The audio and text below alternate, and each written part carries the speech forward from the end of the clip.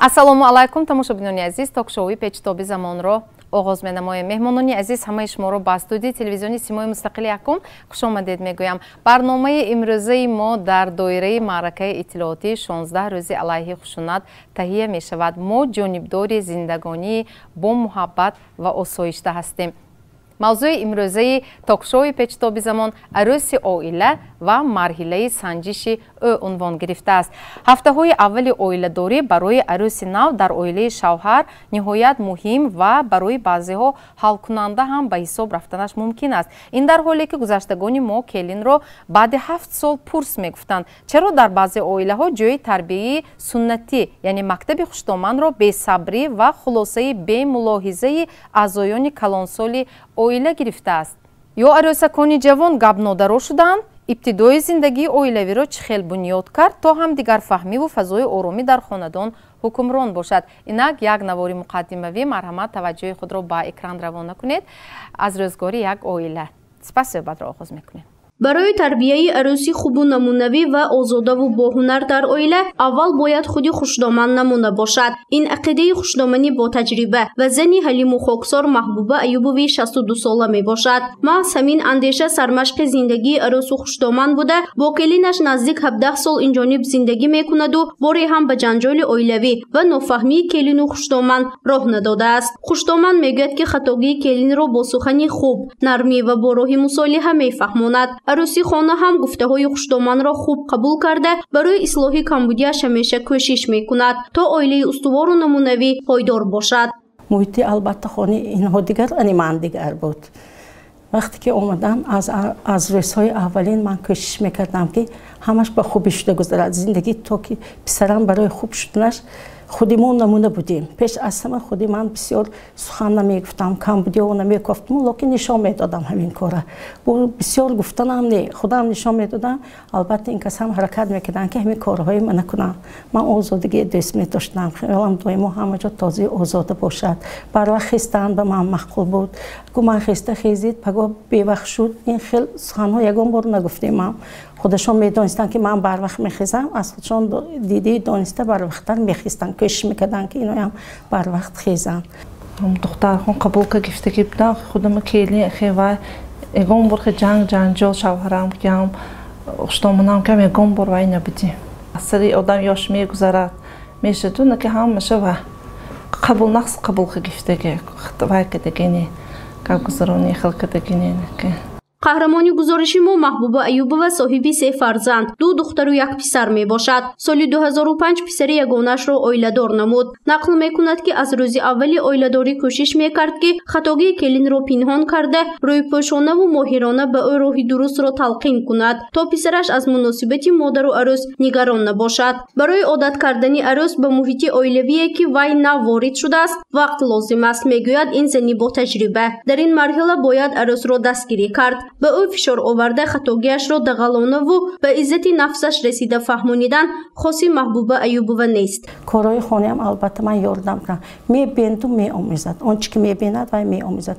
вай гуфта бисёр сухан гуфта, ина кадӣ, ина накадӣ. албатта дилгир мешад келинам, кадинишам намебиёд. вақте ки хуштомана бад мебинад зиндагӣ албатта вайрон мешад, оқибаташ нохуш мешад. мерад ба шавҳар мегӯяд, дили писари худам, шавҳар хафа мешад дилаш. албатта ина намехоҳам, кӯшиш мекунам ки ҳамеша он чӣ ки ман мекунам ин тарбия ки мерос аст бигзор фарзандои манам, ҳамин келинам фарзандои худашонро ҳамин хел таълим диҳанд, тарбия диҳанд ки то ки дар оянда азоб накашем. зиндагӣ албатта камбудӣ дорад, пастӣ дорад, баландӣ дорад, машаққатош аст, меҳнатош аст. ба ҳаме ҳамин тобовар шудан дар кор. бояд ки мо зиндагиро худи мо месозем, асосан занҳо модарон месозем.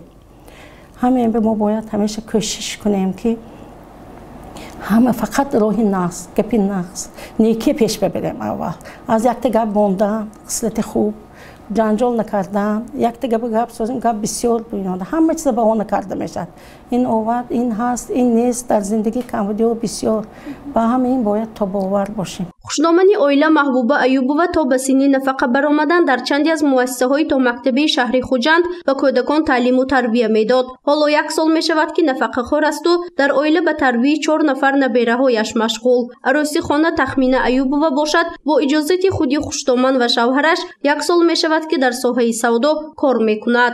این خشنامانی نمونوی خوب میفهمد که اولاد و نسل او را همین عروسی به مثل دختر قبول کردهش دوام میدهد. بنابراین نبیره های سالم و صالحه اش را نوری چشم میکند. گزارش فرزانه شمسی و نعیم جان ایوبوف مخصوص برای برنامه پیچ و زمان. برای همین خشنامانی نمونوی یک قرصک تشکر سلامت باشید. اکنون من مرحمت بیاد از شما آغاز کنیم. شما هم عروس دارید؟ خب برای اون که همین عروسی شما با خانه شما عادت کند با محیط و فضای عائله شما مطابق باشد چند مدت وقت لازم شد؟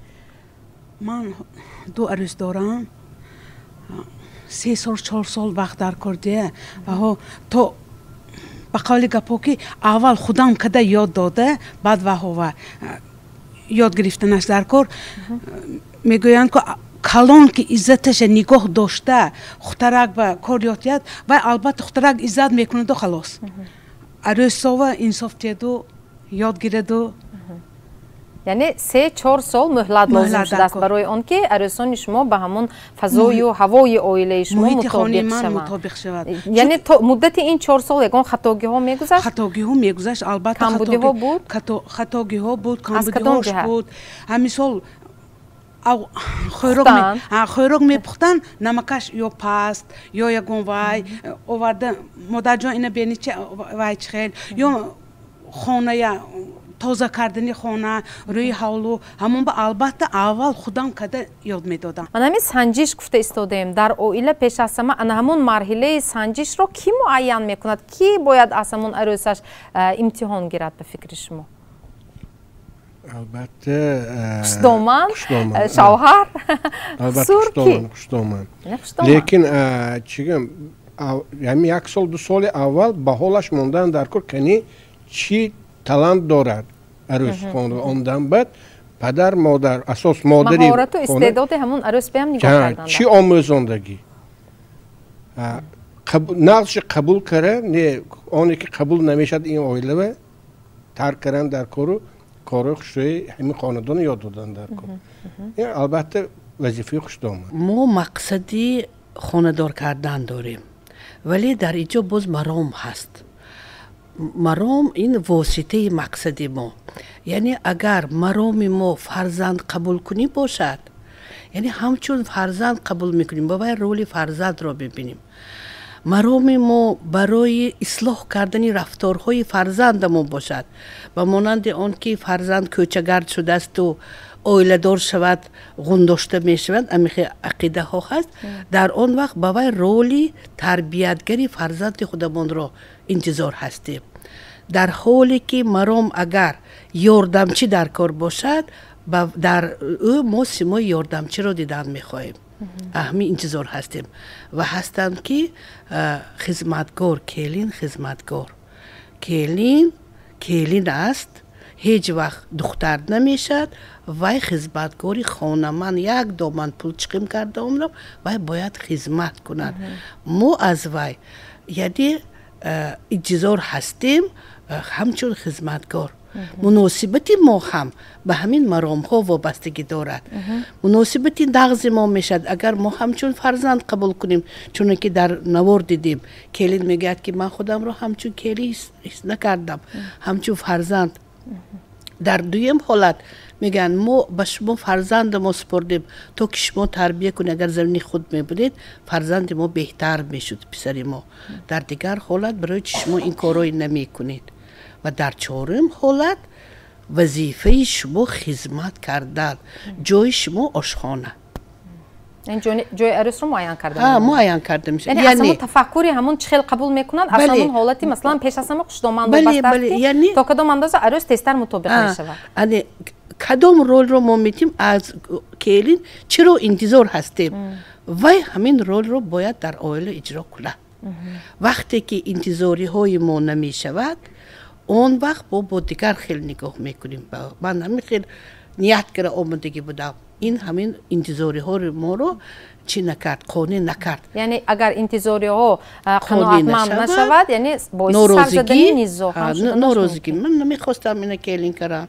ё ин дигар аз ҳамин ҳархел баҳонаҳою ҳархел вайҳо сар мезанад, ки ин боиси вайрон шудани муносибатҳои оилавӣ мекардад. фаҳмо анакнун ба фикри шумо чи ҳамагӣ чанд ҳафта ё ҳамагӣ як чанд моҳи аввали зиндагонӣ барои ҳамин навхонадорон ба фикри шумо ҳамин марҳилаи хуб ҳалкунанда шуда метавонад? ба фикри ман ин бисёр ҳам муҳлати кам мебошад, чунки ба шӯъба бисёри вақт муҳлати бениҳоят кам кади муроҷиат мекунанд. масалан асран муҳлати камтарин дар кадом ҳолат муроҷиат кардагӣ ҳастанд? баъди чанд рӯзи зиндагонӣ? як моҳ ваи зиндагонӣ буд, ки ман ҳамин ба қарибӣ ба шӯъба муроҷиат карданд, ки як моҳ ҳамагӣ зиндагӣ кардагӣ, ин ваи ман не мувофиқи мо не, ин ҳеҷ кора наметавонад, ман ина надида гифтиям. хушдоманд муроҷиат кард ё шавҳар? не, худи шавҳараш. лекин мо модари хушдомани ҳамон оиларо даъват карда пурсидем, ки шумо ҳамина тарбия када мумкинме ки оилая барҳам нахӯронем? гӯем не, писарам зеки гӯяд.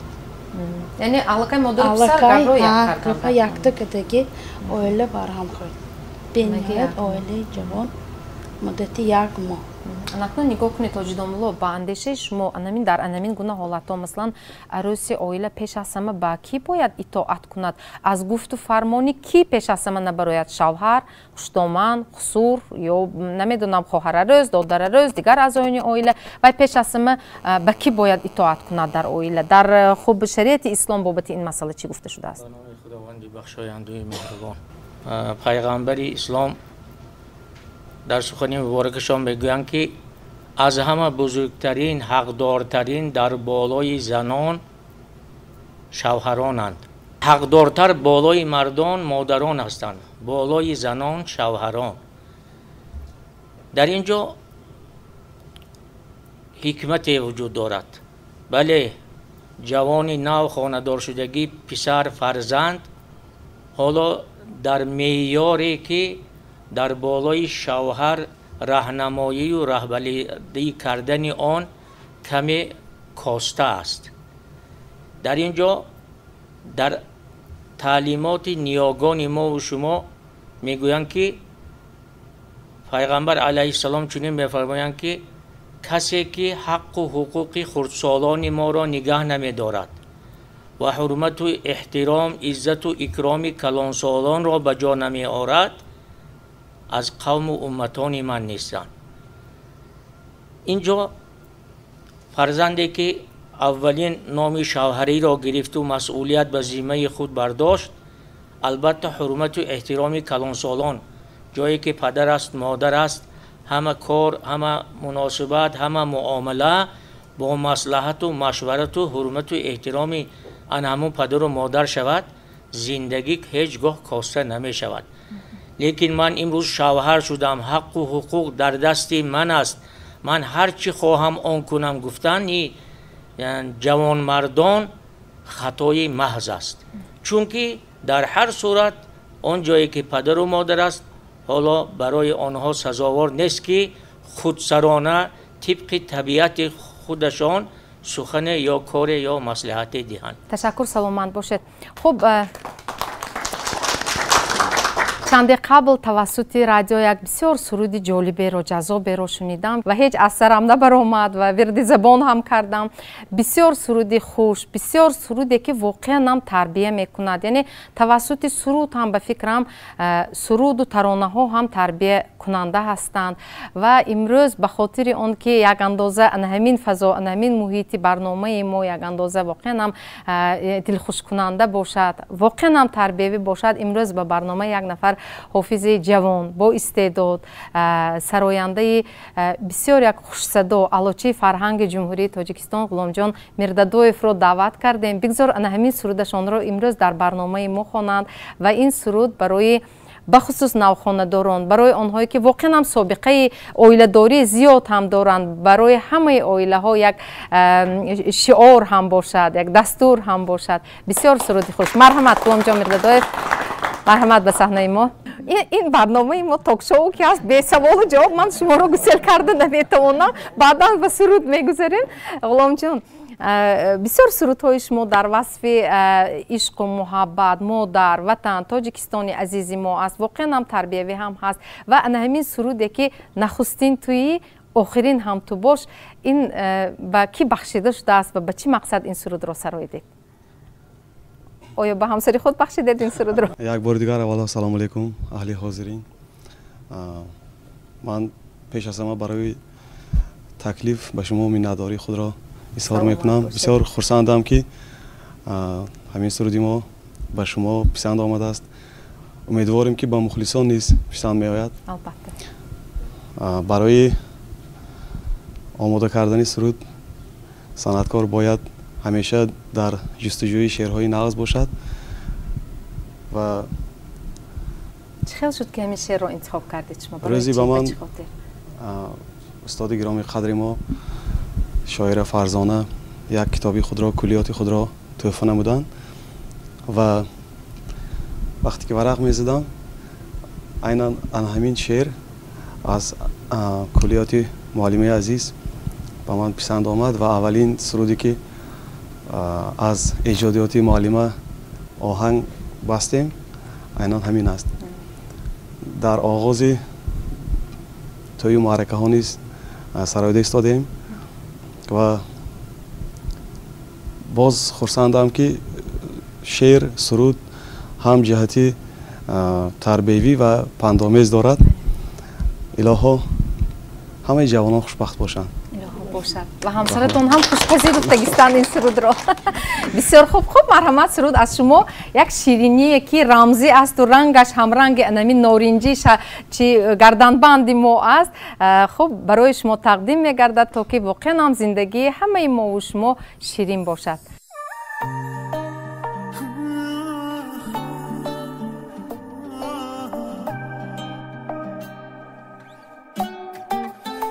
نخستین توی آخرین هم تو باش، همین یک توی هر دو عالم تو باش.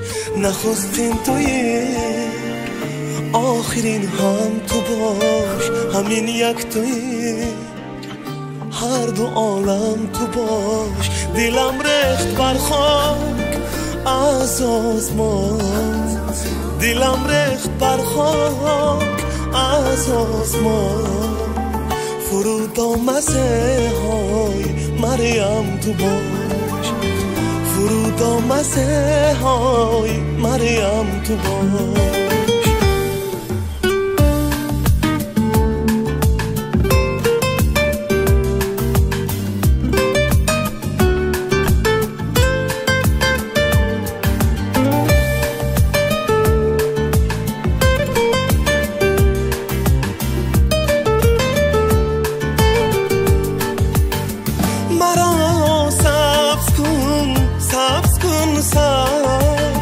در این شور هزار آبی زمزم تو باش. دلم را برهنه به دستت بگیر، نگه داری یک دانه شبنم تو باش. دلم را برهنه به دستت بگیر، نگه داری یک دانه شبنم تو باش. نخستین توی آخرین هم تو باش، همین یک توی هر دو عالم تو باش. نخستین توی آخرین هم تو باش، همین یک توی هر دو عالم تو باش.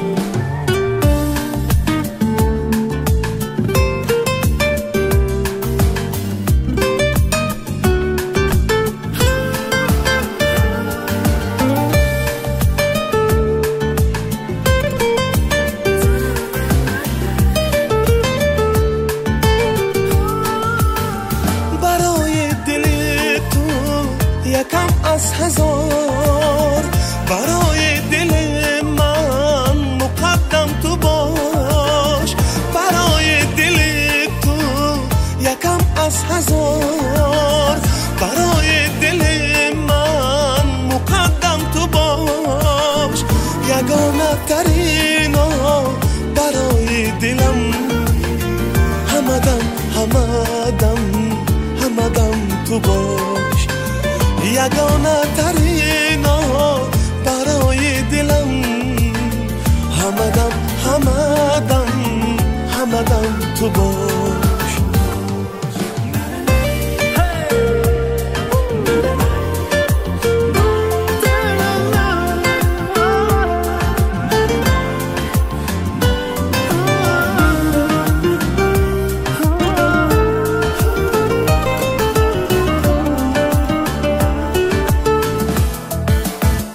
نخستین توی آخرین هم تو باش همین یک توی هر دو عالم تو باش نخستین توی آخرین هم تو باش همین یک توی هر دو عالم تو باش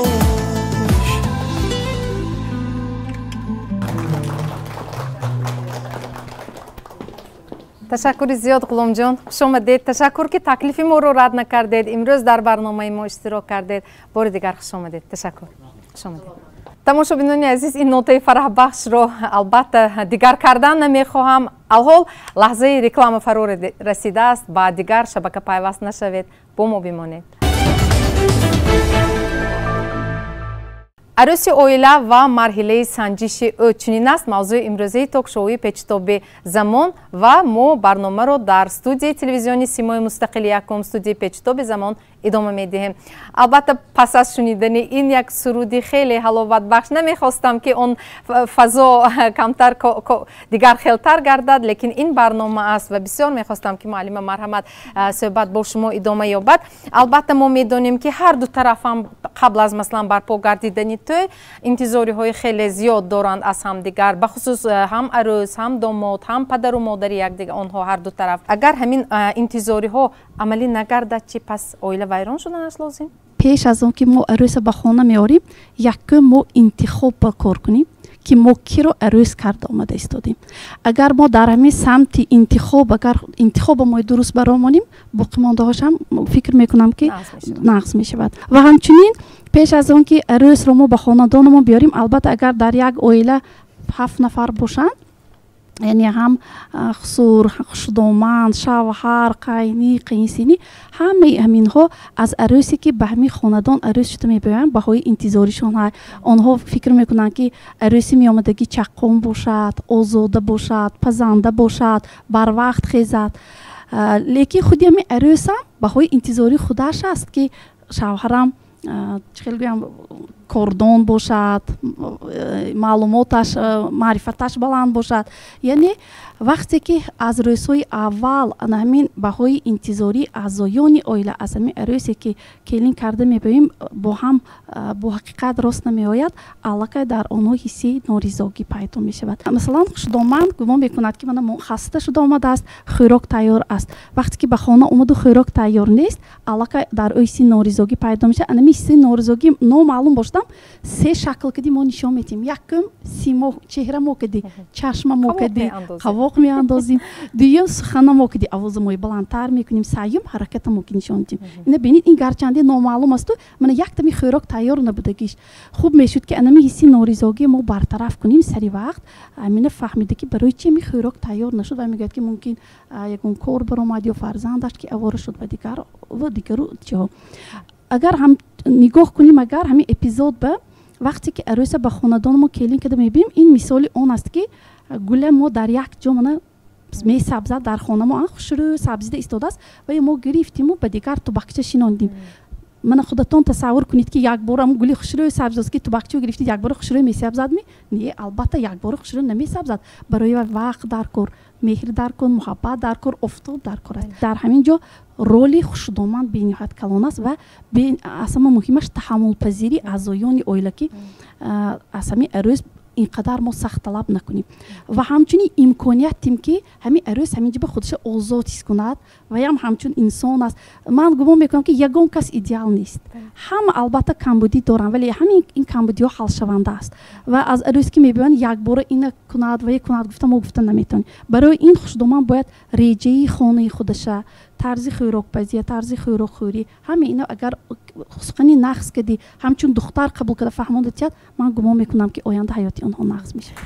саломат бошед. воқеан ҳам дуруст гуфтед ки таҷриба ин хуб марҳамат ҳоҷӣ, таҷриба бо мурури вақт ҳосил мешавад. албатта ман боварӣ дорам ки вақте шумо ҳам ҷавон будед шояд ба хатогиҳо роҳ додагӣ будед, масалан хушдомани шуморо тарбия карда буданд.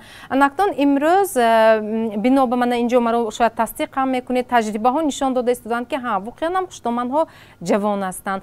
шояд худашон аз ӯҳдаи ин ё он кор намебароянд, лекин онро аз як арӯса ки масалан 18-20 сола оно талаб мекунанд.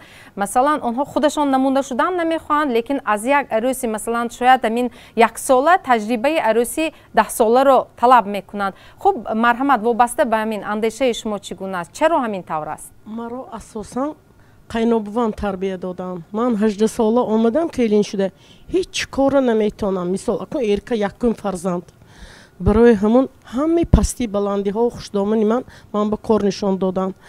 манам якта келин кардам 30 сол шуд, якташ 27 сол шуд. чӣ хел онҳоро тарбия кардед? ман онҳоро 18 сола келин кара омдаму аввал қайнома коршона кардам ки ҳама кори вай ба эрод нагирифтам, ҳама гапаш ба кораш ба гап назадам. фақат ҳамин аввал бисёртар ман хӯрокпазии ёд додам ки шавҳар аввал авқоти ба мазу хушашайку писарам кари хушбахт бошаду авқотои ба маза биёраду ҳамин хушбахтона зиндагонӣ кунад. келини хутарикин биям ҳамин келини калонин биям ҳамин хеле ёд додам. ягон бор ман ҳозир ҳамин кори хато кардми, ягон бор вая як бора ту ҳамин корат хато намегӯм. баъд аз ягон ҳафта ё баъд аз 3-4 рӯз ман вайба шинонда гапи нақс кадӣ мегӯм ки бачаҷон ҳамин коратон хато, ҳамин коратони дигар такрор накунид мегӯм. чунки қайнобуви мана ҳамин хелакара тарбия кардагӣ, мана якташ ба 30 сол, якташ 27 сол шуд. мана оилам кари мо омадагӣ 52 сол эси мо ҳамсарам кари зиндагонӣ мекунем. ҳам асосан ман қайнобува ки ҳаям роли келин ба ман гап мезанам. ман инои иззат кунад ман хурсанд мешам. барои ҳамин гӯед аввал шавҳараша иноя фарзандоша иззату эҳтиром кунад. ман ҳоли мана 71 ба биромдагӣ бошамам ки ман ҳама келинон ба ёрдам метиям. намегӯям ки ваям кор бамерад, а кор мебиёд монда мешад. вай ба ягон бор ина кадӣ вая накадӣ намегӯям. ман ҳамин ба хурсанд ки сета фарзандаша нигоҳ мекунад, шавҳараш ба нигоҳ мекунад, вақт ёфта бо кори манам мекунад. ман барои ҳамин розӣ, барои ҳаминҳо ки ҳамонҳо хушбахт бошад ман розӣ масам. ина келина фарзанд кадан ҷудоям қаҳин. аввал ҳамчу фарзанди худатон донид. мана дута духтарам дари касанда ваҳоям инҷа ман насиҳат кара мефисонам ки духтарам як бор қайнода чайнака тақ кара буда намон, қошуқ қавоқ кара авқот буда намон ки дилои кампироб нозук шудагӣ. гуфта дута духтарам биям ҳамин халак тарбия додагӣ. мана невараҳои буровардагим биям ман ҳамин хел тарбия додам. 13 невара 6 евара дорам. ҳаме ҳемба сабру тоқат кари ҳаёт будосиям. камбуди албатта ҳаст. ҳамин хел сабру тоқат кунад. ин пастӣ баландӣ хонава сабру тоқат пешравӣ мешаду ҷудошавӣ намешад. пеш аз духтари шавҳар додан аввал занҳо бояд ҳамун фарзандашона тарбия диҳанд. рафтори нағз, кирдори нағз, сухани нағз. сари одама паст мекиргиям забонаш, боло мекиргиям забонаш. ҳамун ба модарро илтимос пеш аз духтари шавҳар ба додан бояд тайёр кунанд. рафтори кирдори хонадориро ҳамоншон. хуб ба ҳар бобат муаллима мо инҷо гуфта истодаем ки арӯз ва марҳилаи санҷиши ӯ гуфта истодем. шояд ана ҳамин марҳилаҳои аввали ҳамин зиндагонӣ барои на танҳо арӯз балки тамоми аъзоёни оила аз ҷумла мо дар бораи хушдоман бисёр гап зада истодем. шояд барои ҳамин хушдоман ҳам як марҳилаи санҷишӣ аст, чунки масалан гуфтанд ки инҷо як фарзанди як нафара гирифта фарзанд кардан ҳам кори мушкил аст. масалан як муддати марҳилаи муайянро гузаштан лозим. ана ҳамон ҳамзистӣ, ҳамон ба фарзандӣ қабул кардан шояд барои ҳамон хушдоман ҳам камтар мушкилтар аст, ба осонӣ ба даст намеояд. шояд аз ин ҳисоб ҳам камтар нофаҳмӣ низо байни масалан бахусус ҳамин арӯси хушдоманд шуданаш мумкин. хуб вобаста ба ҳамин чиз ман бисёр мехостам андешаи шуморо фаҳмам ки шояд ба худи хушдоманд ҳам як марҳилаи муайян лозим ки вай ҳам одат кунад ба ҳамзистӣ бо як нафар масалан духтараке ки ӯро шояд ба фарзанди қабул кард, шояд ба ҳайси арӯз қабул кард, хеле ки муаллимаҳо гуфтанд инҷо шояд ба ҳайси боз ягон чизи дигар. хуб марҳамат. ман инҷо дар бораи масалан рашки модар намегӯям, худо накунад агар рашки модар бошад ин тамом як масъалаи боз дигар аст. марҳамат. як духтарака хона ба мебиёрем, аслан вай одами бегона, хай гарчанде хешу табор бошедам, лекин мебиёред ҳавай дар хонаи шумо калон нашудааст ку. вай аллакай 18 сола 20 сола шахсе ки аллакай шакл гирифтагӣ, хусусиятҳои инфиродии худаша дорад, илмӣ карда гӯем, характераш худаш ба аллакай шакл гирифтагӣ, як чиза хуш мебинад, як чиз вай ба маъқул не, тарзи либоспӯшӣ, тарзи суханронӣ, аз хонаи падару модараш як тарзи хӯрокпазию хонадорию ҳамин чиз кати мебиёяд. ба фикрам агар ҳамин хуштоманам баям як имтиҳон дия, агар хуштоман каме бо таҳаммул бошаду инҷа бисёр хуш гуфтан, ҳаминҷа нағз гуфтан ҳоҷиона ки яку якбора не ин хел не хони мо ин хел камакак баланд карда аз якум рӯз, ё баъзан амахел мо мешунавем ки сахт такак гирет аз якум рӯз гуфта ҷоша донад. охи чӣ хел ҷоша донад. мана ҳозир манам ту мушоҳида кардам, ҳама мо қариб сину соламо ҳамхел ки қариб ҳама мо келиндор, шукри беадад, манам келиндор. хай шукр, мана мебиёем аз кор монда шудагӣ, чойамо тайёр, хӯрокамо тайёр, нақс ку ман ба маъқулам ин чиз гӯед, чӣ хела кун гӯем, калими ин рӯси не, калими умуми ҷаҳонӣ комфорт на, ҳамин нақс ку ҳамин комфорти хони шумоя, гармӣ, ҳамин мулоимӣ, як оромии хони шумоя нигоҳ дошта меистад. нақс ку хай хатогӣ мешавад, хай ин зиндагӣ пастӣ баландӣ мешавад, нофаҳмоӣ мешавад. ҳамон ба хуштоманд баям ин як имтиҳон. баъдан ба фикри ман ки хуштомана ҷавобгариш мӯлтар, барои чи хай мо калон ку. як чиза мушоҳида кунед, вақте ки хонаи арӯс ба хостгорӣ ба мераванд, ҳамин хел омда таъриф мекунанд, вай ҳамин хел одамои нағз буден, худамо бар ин буден, маъқул шуда, ҳамин хел гуфта мебиёред ку. не маъқул нашуд гуфта рафта келин намекунед ку. чандинта омилҳою сабабҳою мано шинос биромадану худи худамо бар ин буден, хонадорешон нағз будааст, маъқул то туя нағз, ҳама ҳамин хел як ҳолати ҳамин гуворо кати келина мебиёранд. як ҳафта ду ҳафта нагузашта худи ҷомаи чапа мепӯшидагӣ бар ин талабот дигар мешавад, нигоҳ дигар мешавад. ман ҳамин чиз ба ҳайрон мешавам, чаро ҳама хел умедворӣ кашидед, ба қавли худи баъзеҳо ки як доман пула сарф кардед, умеди нағз кати сарф кардед ку, ҳамин умеди нағзатона нигоҳ доред. ба фикрам хуштомандҳо ба ҷавобгарӣ бисёртар.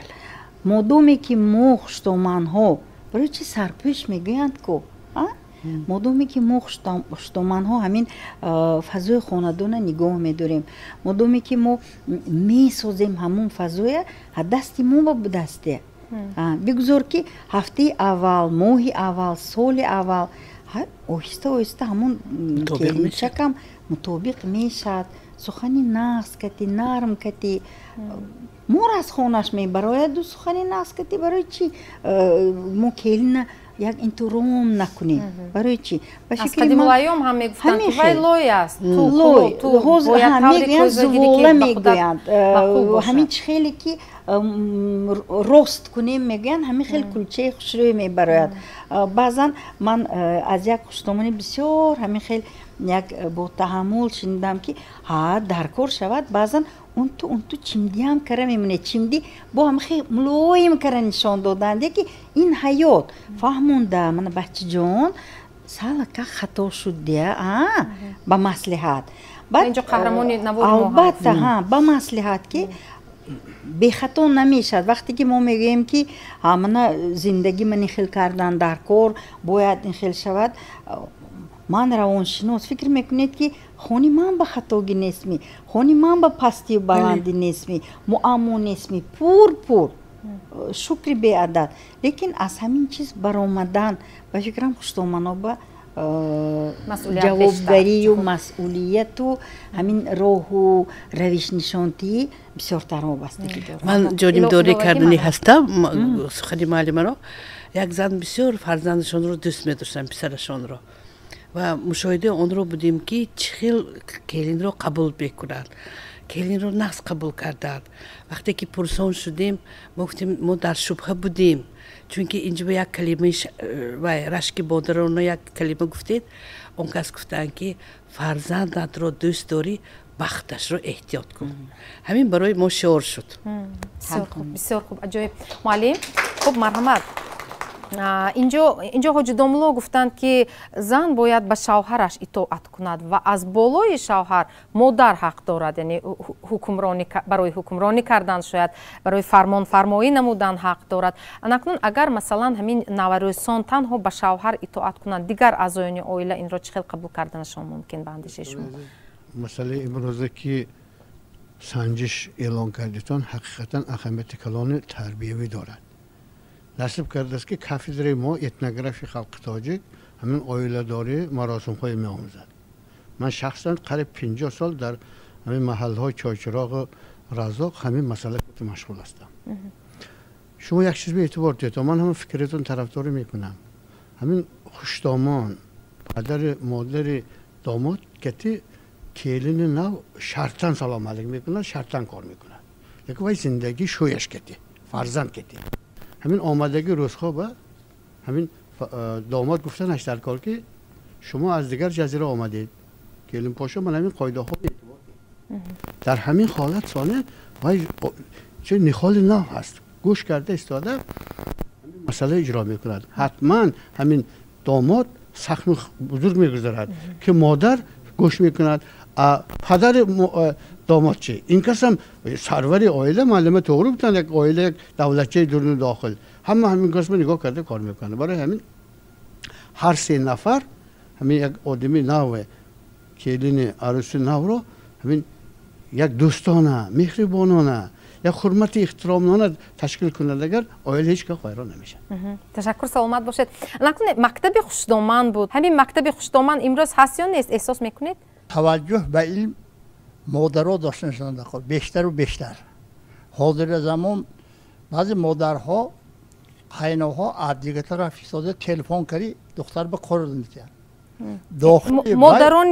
модарони арӯсо ба зиндагии духтарашон дахолат мекунанд яке ба ё намедонанд ки муҳити унҷо чӣ хел дуруст вай муҳита омӯхтагӣ нестанд чунки вай муҳитанда чӣ хел ки маълум бутан амақпочҳо ҳаянд қайно ҳаянд вай муҳитанда албатта дигар мана хоҳар ё бародарои ҳамон оила ҳастанд яъне муҳити вай оилаи надониста аз дур ба ё маслиҳат метиҳанд ин кори бисёр хато ҳамин китобҳо бисёр чизои назбарон ҳамун қайноҳо модаро гифта китобҳое хонанд бачашон маълим пул чиқим мекунанд мошинки гусел мекунанд мошинки гирон мебиён ози мактабҳои кор лекин худошонам баробари замон аз замони талаботаш қафо намонда худошонамҳоро ҳам тарбия кунем худошонам пайваста омӯзанд то ин ки аз замони қафо намонанд баъзе талаботҳое ки дар бори арӯз ҳаст 10 сол пеш дигар худ 20 сол пеш дигар буд ё 30 сол пеш дигар хел буд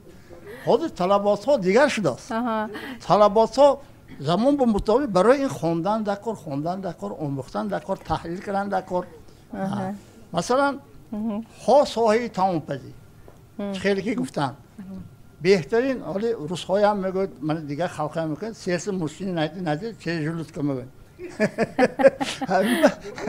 бояд ки ошхона калиди оила ошхона ва ҳамин чиз авқот хушрӯ бошад ҳамун мардак аққор биёдам хурсанд табиаташ чоқ бисёр ман олимое медонам хонашон ба ҳамин хел занҳо ё келинок хизмати наз мекунанд. аксун омӯхтан ба бисёр кӯшиш кунем аз замона яъне қафо намонем. вақте ки арӯз талаб мекунем, арӯз ҳам албатта мактаби миёна хондааст ё институт рафтааст, 1 сол 2 сол хондааст, ва ҳам барои тарбия ва ҷаҳонбинӣ шай. аввал мо бояд ки ҷаҳонбинӣ ҳамон арӯса омезем. келин ки рафтан ба ҳоли гуфтан хостгор шуда рафтан баъд ҳозири талаботҳоям ба назар гирем. вақте ки акнун ҳама корро мекунем, тӯям мекунем, дигар мекунем, ӯй намекунем ки ҳамон бир баъзе қайноҳо бениҳоят аз худ бирафтагӣ. барои чӣ? аз кадом ҷиҳат? аз он ҷиҳат ки ҳамин қадом рӯз як оила маҳалли шолқаминотанда аз ман пурсиданд, намехоҳанд ки духтарашон хуш зиндагонӣ кунад. келина овда хай арос ки бирафтагӣ шавҳараш мехоҳад, амақпочош мехоҳад, якта қайно якпо меснад ки не, ман намехоҳам. ҳамин хушунат оилао набошад, бачаҳоям асабвайрон намешад. оилао хушунат набошад, ҳамин оила худаш ҳаёташ хушрӯй мегузарад. ҷои якта гапи хушунат ба чанд қадар чиз вайрон мешад, лекин вақте ки тарбия мешад, ҳамон оила солим мешад. саломат бошед. ташаккур. марҳамат, иловагӣ доред? марҳамат. барои ин марҳилаи рӯзҳои давраҳои аввалини адаптатсионӣ ман фикр мекунам ки якчанд омилҳо вуҷуд доранд. ин пеш аз ҳама ба ҳамдигар мувофиқат кардани шавқу завқу мароми ҳарду ҳамсарон мебошад ва ҳам дӯст доштани якдигар. агар зану шавҳар якдигарро дӯст доранд, бисёр масъалаҳо ҳалли худаша меёбад. ба ғайр аз ин, дар ин ҷой боз як масъалаи муҳим аст ки сарвари оила ки аст. сарварии хонадона як нафаре бошад ки хоҳ мард зан, хусусан мард бояд бошад ки ҳамин таъминоти ҳамин тартиботи оиларо ба низом дарорад.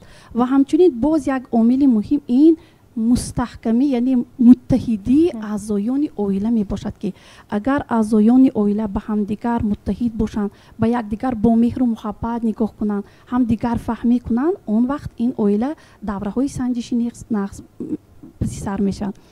ва ба ғайр аз ин боз як омили муҳим он аст ки пеш аз ҳама ин таҳаммулпазирӣ, чӣ хушдоманд, чӣ арӯз ва чӣ дигар аъзоёни оила дар анамин давраҳои ҳассос бояд таҳаммулпазир бошанд.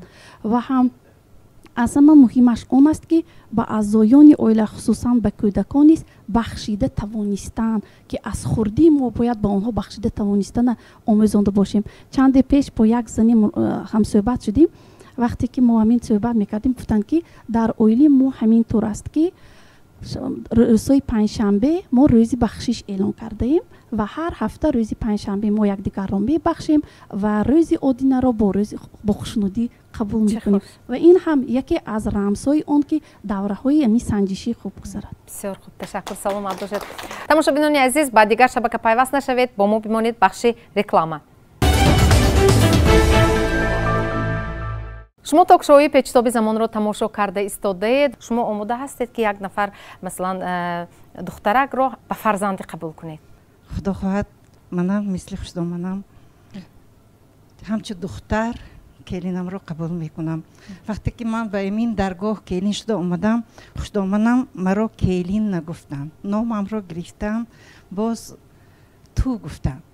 вақте ки ягон кори хато кардам, хафа нашудед аз ту гуфта муроҷиат кардан? духтар надорам, маро ҳамчун духтар қабул кардам, ман хурсанд шудам. вақте ягон кори хато кардам ва ягон кори ноҷо кардам, мондагӣ бошам ки ҳамин вақт ба хушдоманам маро шумо мегуфтанд. мефаҳмидам ки ман ягон кори хато кардам. боз мепурсидам ки модарҷон, ман ягон кори хато кардам, агар кори хато кардагӣ бошам маро бубахшед, ба ман фаҳмонед, ман ҳоли равиши зиндагӣ намедонам, аз шумо узр мехоҳам. мегуфтам акнун ман хушдоман ҳастам, барои домод хушдоман. акнун мана худам акнун аз ин ҷо боз бисёр чизҳоро омӯхтам ки барои хушдоман шудан чӣ қадар мушкилиҳо будааст. худо хоҳад иншоаллоҳ хушдомани нағз.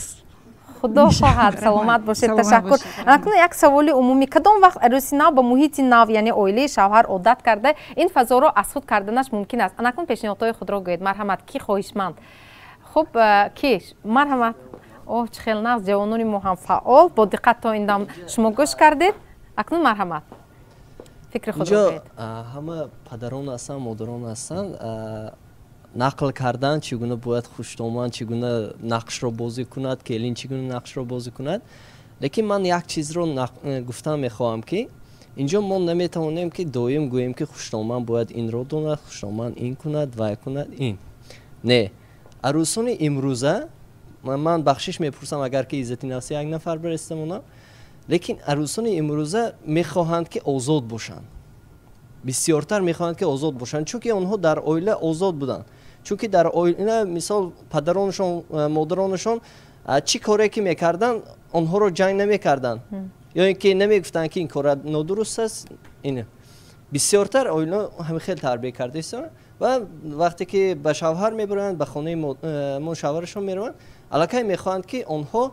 همون خصلتشون رو با دوام دیان و این رو بینید که وقتی که خوشتومان به یک کاری آنها ایراد میگیرد شب هست که به نزد شوهرشون میدارند و میگویند که مادرتون مرا این خیلی گفتن مادرتون این سرور شما عائله دار هستید؟ نه من عائله دار نیستم عموما من از خود دیدم میگویم که از شنیده هایتون استفاده چنین است که اول و فرزند حیران است که طرفی همسرش رو گرفت یا طرفی مادرش رو و اینجا پدر یک چیز رو نقل کردن که گفتن که اول یک سال باید به خودش گذاریم که باید بینیم که آن چی مهارت دارد چی استعداد دارد کلین با فکر من زید نیستم لیکن بیان کردنی هستم که ما نباید که یک سال رو انتظار شویم یا 2 سال رو انتظار شویم هنگامی که انامون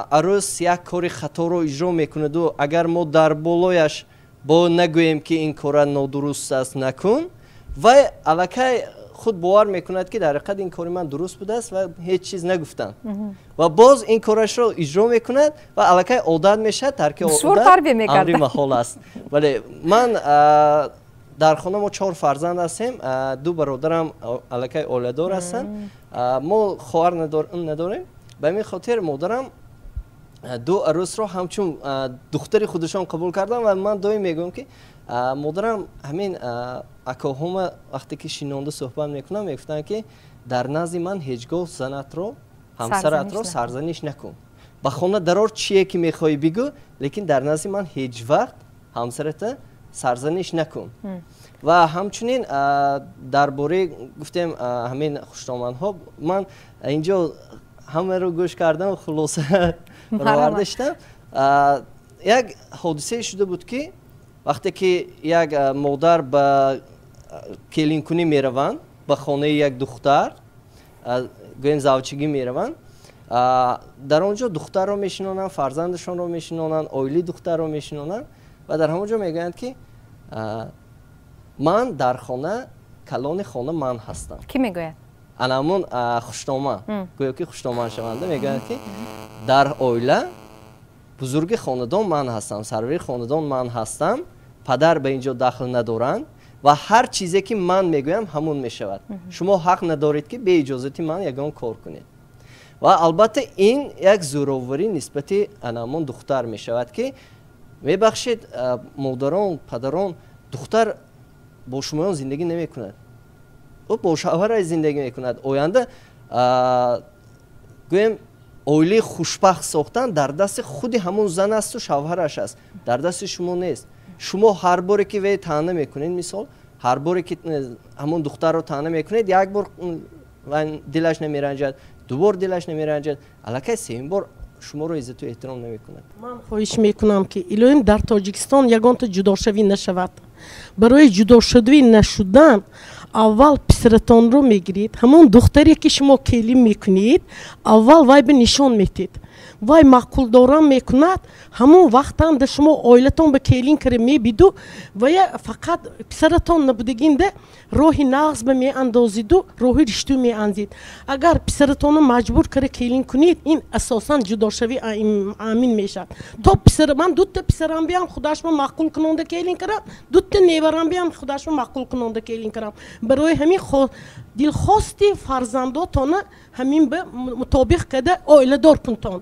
اویله جدا نمیشد کدام مانع ها رو برطرف کنیم تا که واقعا هم عروس هم دیگر اعضای اویله به یک دیگر عادت کنند اونس گیرن زندگی شیرین شود. مرحمت مهم در آن نیست که سرداری خانه کن مهم در آن هست که پایداری خانه کن پایدار این میشد که یک گفتی معلومه که او مرد شده نشه شده اویله پرپوم کند یا زن میشد و مرد که و به کار که آوره کوچو آوره و به خانه ایستاده همین اولیه نگاه می‌دارد مستحکمی مونه ما خواهیم که اولیه ما مستحکم شود ما خواهیم که محاله و ابروی ما شود فرزند ها با آدم ها گویم که من فرزند فلان چی اولیه نمونه گفته نیت کرده همون اولیه نگاه کرده دیگر محالنگی آدم ها هم به وای شود همون با من پیشنهاد میکنم که همین اساساً همین یک دیگری عزت کنند قاینو کلین قاینو کرده همین همشون اگر یک دیگری فهمی شود یک دیگری فهمی سر تیز نمیشه مادرها رفته یاش جوانان دخترای کلین میکنند و بعد از همین وای که کلین کده اومدن بعد از وای اینستیتوت به نمیمانند یا فرزنددار میشد وای دیپلمشون بیکار میشد با ها جوان هستند سونی با همین خیلی وای که بچه‌هایی که خدمت به رفته اومدگی کسال شده اومد کالتا خود گفتیم دختر نمیدادگی و ها هستن حاضر دختر داروندیم گپ کلام برای همین حاضر خدمت کده بیاد بچه‌ها جوانو خدمت کده بیاد آنچه قدری پدر و مادر بیام میرسد یک جهت دختر کویم یک درسش خونده ابرزمانش گفته خونی شوهر برودم میشه حاضر هم تو 18 برات هم تا 18 برون در و شوهر به داداسیان هیچ ویشون نیست تجربه تصورات ندارن تیار نه مادر عروسو فرزنددار شود اینستیتوت به نمیمونن همین خیلی آوا های خوب تشکر. مرحمت کی با استاد مرحمت کی باید پیش از همه همین عروسی نو رو برای مطابق شوی در اویله دستگیری کند کی پیش از همه شخصی اساسی در اویله کی دوستان عزیز یکم تکلیف من که شما سوال عجایب دادید همین سوال به اول جواب میدم سوال و من که همین داماد مادر داماد خوشدامن این ترتیب خوشدامن ترتیب میبیارد پیش از خانه‌دار شدن هم داماد و هم عروس به معرفت دادن در کار داماد طوری گفتن نکن معرفت نداند اویله داری نداند از کجا میشه همین یک دیگر رو حرمت احترام کردن داماد که عروس اگر یک دیگر رو حرمت احترام کند حتما پدری مادرش هم حرمت احترام دارد برای همین برنامه ما یکی تستر همین خیلی تشکیل کرده تکرار کرده استیم اگر من باوری دارم که همین شهر خوجند یکی مرکزهای تمدن جهانی یگان اویله آینده ویران نمیشه اینک برنامه رو ادامه میدیم مرحمت پیشنهاد ادامه دارند که چخیل باز وابسته به موضوع پیشنهاد دارد حاضر یک دقیقه مرحمت شما رو میشنویم پیشنهاد شما چون این پیشنهاد دارم که هر داماد شونده باید در یک تعلیمی اویله داری یاد گیرد این چون وقتی که خانه به می بیاد داماد با ملاحظه باشد وقتی که می بیاد مادرش اگر بعضی کمبودی های گفته شکایت حق خوب گوید یک دست به یعنی پدر و مادر گیرد خانه به درود عروس اگر شکایت کرده اون تو شد یا گپ زیاد شد گوید این بیان حق خوب گوید میانو درامده مادر جان ما به همین گپ یاد میتیم برامده یا عروس بگه که یک دهن گپ مامده همین مادرم اجازه کنید با بله پیچه برآورد زندگی با پیش میبرد میگه پیشنهاد من همه که داماد باید همین من همچون ملاحظه اندیشه کرده نه کمتر از خوشدامن شوهر نیز مسئولیت خیلی کلان دارد در مورد اویله داری برای نگاه داشتن موازنت مرحمت باز که معلم مرحمت پیشنهاد شما به فکر من همه اعضایان اویله برای این باید متحد کشیده گذار باشند ولی طبیب حاذق بیشتر خوشدامن است خوشدامن همچون طبیب حاذق میتواند همه دردها رو دوا بخشد چون که برای او معلوم است که با عروس چطور مناسبت کند همچون دختر یا اینکه عروس و همچنین امروز کمبودی خوشدامن ها از آن عبارت است که он дониш маҳорат малака таҷрибаи зиндагие ки онҳо доранд ҳоло арӯси онҳо надоранд вале онҳо гумон мекунанд ки онҳо ба самти онҳо баробар мешаванд. Баръакс бояд хушдоманд самти арӯс ба поён ба фаромада баъд ӯро ҳамроҳ дастқапон када ба боло барорад. Ман гумон мекунам ки анами 16 рӯзи алайҳи хушунат нею бигзор 16 рӯзи муҳаббат ба ҳамдигар шавад.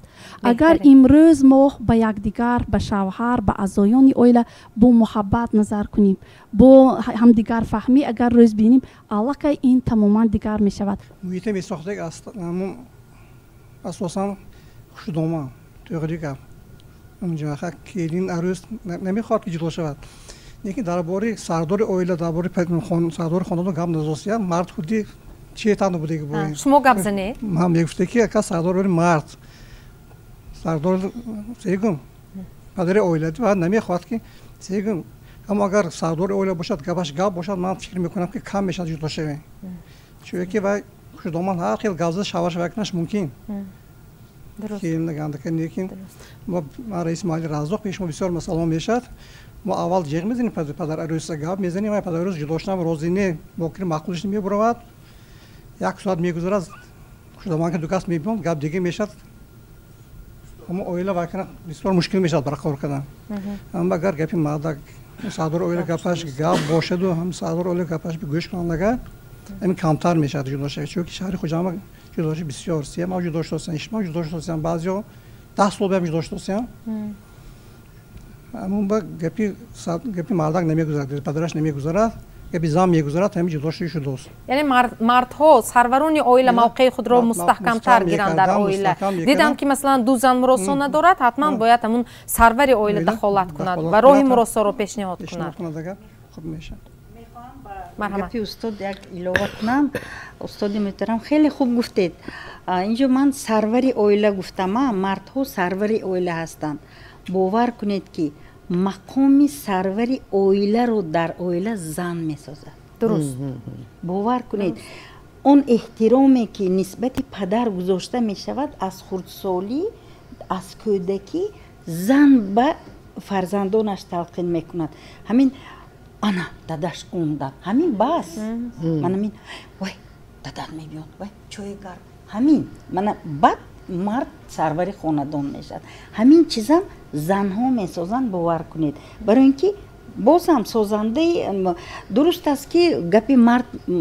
یک داشتن از در کار مرد صلابات داشتن از در کار لیکن اگر همین چیز زن درست گذارد و مرد صلابات موقعش پیدا میکند درست گذارد اگر در همین اویله که نسبت مرد یک احترام هست و مرد از همه بالا میستد همین چیز زن میسازد بعدا یک بار تکلیفم هم گفت اینجا ما درباره خشتامن ها خیلی خیلی سخن گفتیم لیکن من میخوام کمک درباره کلین های هم گپ زنم مادامی که سازنده و همین پای دور سازنده فضای اویل زن است آینده کلین هم همین راه و روش به درآمده همین اویله ساخته میره تکلیف من همین کلین های جوان به وقتی که یک تا اویله به می بیان همین من این چیزا درسم به میگم دانشجوها به میگم که وقتی که شما اویله به می بید هم کلین هم داماد من اینجا داماد آینده شدین کمک همین کلمه منع کمتر کنی مو شود همین مویون شود همین وقتی که من نظام میشد من معلمه کتیم کار میکنیم میبیان نظام من این گفتم من این خیل کردم من به معقول نی من میشده بعد خلاصه میبرارید که خیلی اویله کو مو کنی اویله و مو شدن است در کو اویله وقتی که خشتامن میگوین که این اویله من نه این اویله مو اویله مو خانه مو روزگاری مو من این مو با معنای مویون آمدن است در کار من میخواهم که من خیلی تکلیف دارم که ҷавононе ки оиладор мешаванд камакак мӯлни ҳозир як асри 21 ба зиндагонӣ мекунем, як худшиносӣ гуфтагӣ ҳаст, як мани худашон ҳаст. хеле хуб, ҷавонон бояд мани худашона дошта бошанд, худбаҳодиҳии худашона дошта бошанд, лекин ҳамин ман камакак оқибтар раваду ҷои ҳамин ба мо биёд. мо ки биёд, баъд вай оила мустаҳкам мешавад. офарин, ташаккур. раҳмат маълима. Ташаккур. марҳамат маълима. дар ҳамин намоиш нишаста ман бисёр хурсанд шудам, гарчанде ки одамои калонсол дар ин ҷо ҷамъ шудем, ниҳоят дараҷа фикрҳои пешқадам ба монанди интихоби ҳамсарро ба фарзанд гузоред, мустақилӣ дар оила бошад, фикру ақидаи фарзандатонро ба инобат гиред.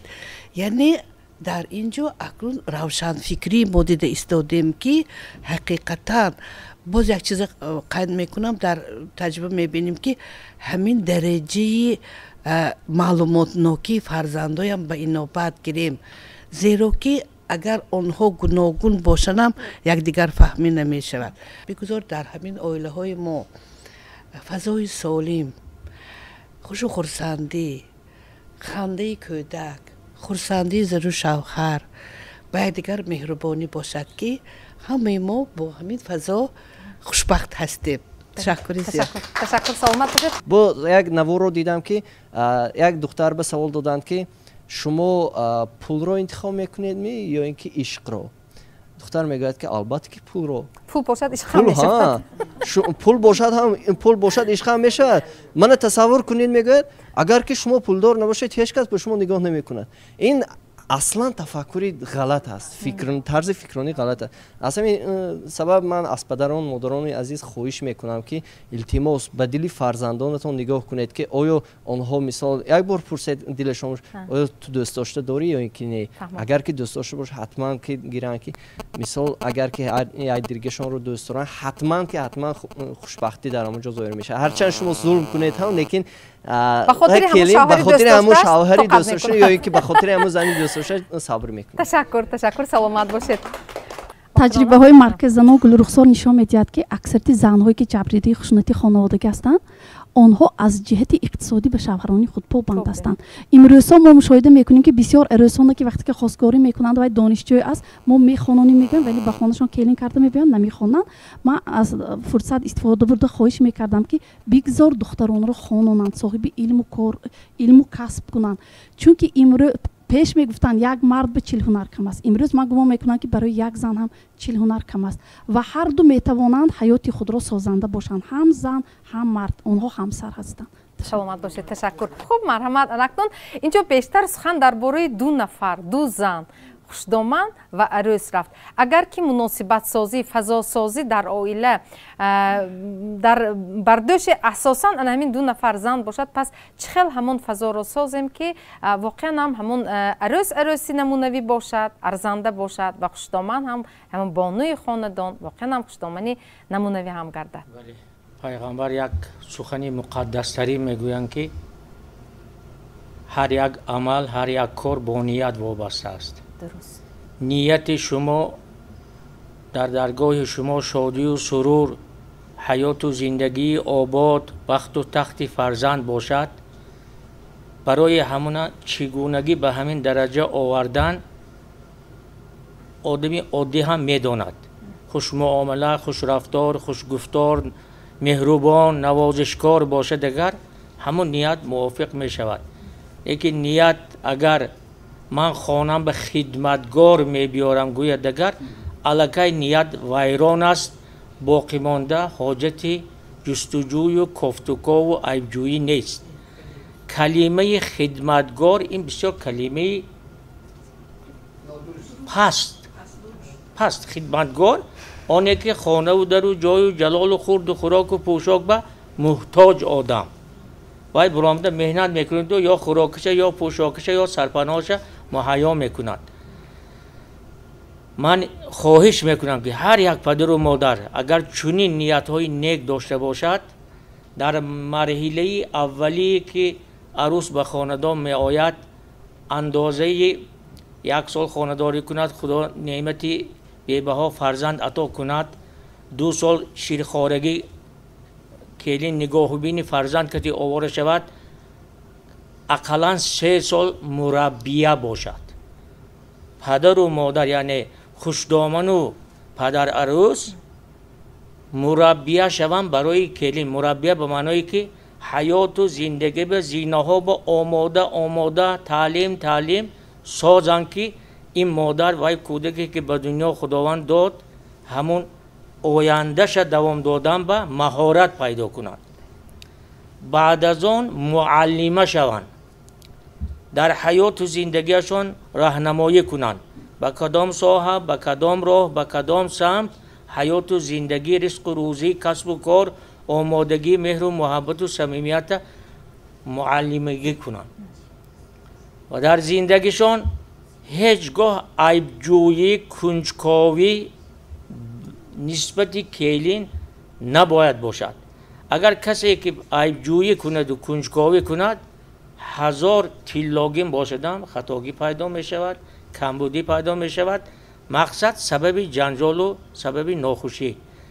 من می خواهم که چنانه که من ذکر کردم به مثل فرزند برین، سرش سیله کرده، عیبش پوشانیده، سر و اسرارش روست کرده، همه کمبودی و کاسیه که خوشدامن و چشم عیان از کلین میبیند شوهر و پدر خاندان به نگفته آهسته آهسته ملایمی و مهربانی که آموزنده مهیا کند. انشاءالله خاندانم آباد به فیض و به برکه، آینده نبیره هایم همون سمت و همون روش که زندگی ها خوب و گوارا میگذارد. تشکر. سلامت. خب معلم مرحمت خلاصه شما. اینجا بسیار عقیده های هر مای شمایان رو استادان رو گوش کرده.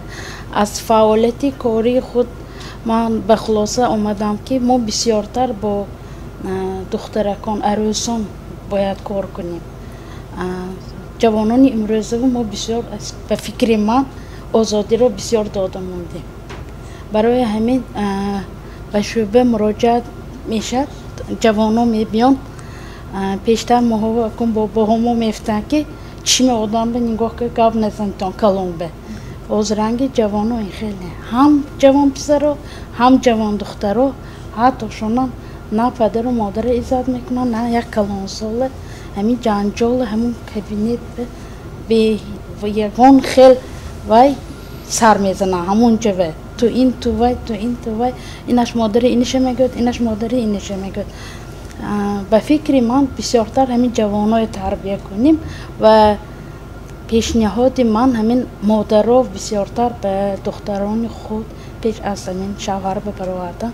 آیده همه همین آیله داری هزار ما اکم در دوره معاصر باشیم کمتر قفا و گشته همون دوره های پیشتره اقلا کمتر باشدن آموزانم به فکر من بهتر میشه. تربیه گذشته کن رو البته.